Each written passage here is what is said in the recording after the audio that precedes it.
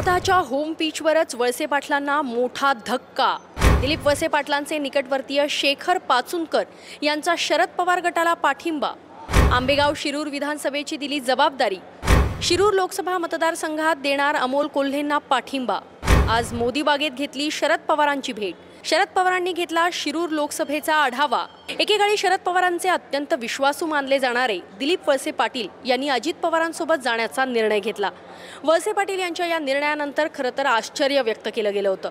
शरद पवारांनी देखील वळसे पाटलांच्या होम पिचवरच आता एक नवीन खेळी खेळली आहे। आंबेगाव तालुक्यात दिलीप वळसे पाटील यांचे निकटवर्तीय असणारे शेखर पाचुनकर हे शरद पवारांच्या गटात सामील झालेत। राष्ट्रवादी काँग्रेसमध्ये फूट पडल्यानंतर शरद पवार यांची साथ सोडणाऱ्या नेत्यांपैकी सर्वात धक्कादायक नाव होतं ते दिलीप वळसे पाटील यांचं। याचं कारण म्हणजे शरद पवारांचे अत्यंत विश्वासू आणि निकटवर्तीय अशी दिलीप वळसे पाटील यांची ओळख होती।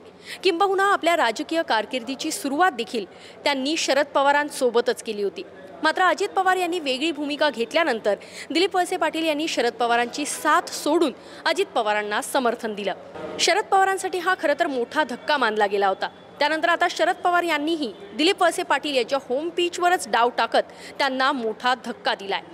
आंबेगाव तालुक्यामध्ये दिलीप वळसे पाटील यांचे निकटवर्तीय असणारे शेखर पाचुनकर यांच्यावर शरद पवार यांनी मोठी जबाबदारी सोपवली आहे। शेखर पाचुनकर यांच्यावर आंबेगाव शिरूर विधानसभा मतदारसंघाच्या अध्यक्षपदाची जबाबदारी शरद पवारांनी दिली आहे। आज शरद पवार यांच्या पुण्यातल्या निवासस्थानी शेखर पाचुनकर यांनी शरद पवारांची भेट घेतली आहे आणि त्यानंतर पवारांनी पाचुनकरांना नियुक्तीचं पत्रही दिलंय। आंबेगाव विधानसभा मतदारसंघात शिरूर तालुक्यातली जी काही 42 गावं येतात त्या 42 गावांचा अध्यक्ष म्हणून शेखर पाचुनकर हे काम पाहायचे।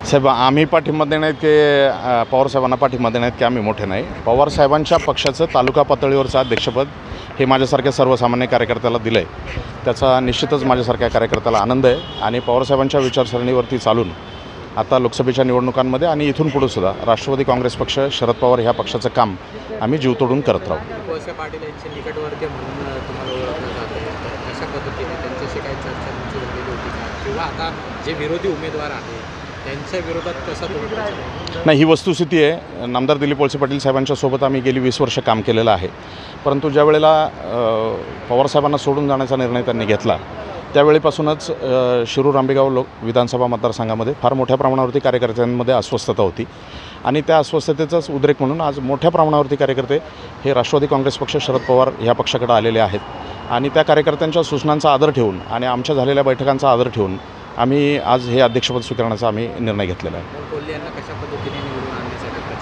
मुळात शिरूर आंबेगाव विधानसभा मतदारसंघामध्ये पक्ष संघटना ही जागेवरती आहे।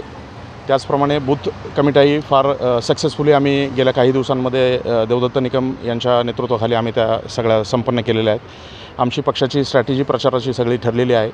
तरुणाई आज आमच्यासोबत आहे। महिला मतदारांमध्ये प्रचंड विश्वासाचं वातावरण आमच्या लोकसभा उमेदवाराच्या बाबतीत आहे आणि सगळ्यात महत्त्वाची गोष्ट म्हणजे खासदार डॉक्टर अमोल कोल्हे यांनी ज्या पद्धतीने लोकसभेमध्ये आपल्या कामाचा ठसा उमटवला आहे ते पाहता ह्या लोकसभेच्या निवडणुकीमध्ये आमच्या प्रचाराच्या सोबतच खासदार मोठ्या मताधिक्याने निवडून येतील याबद्दल आमच्या मनात शंका नाही।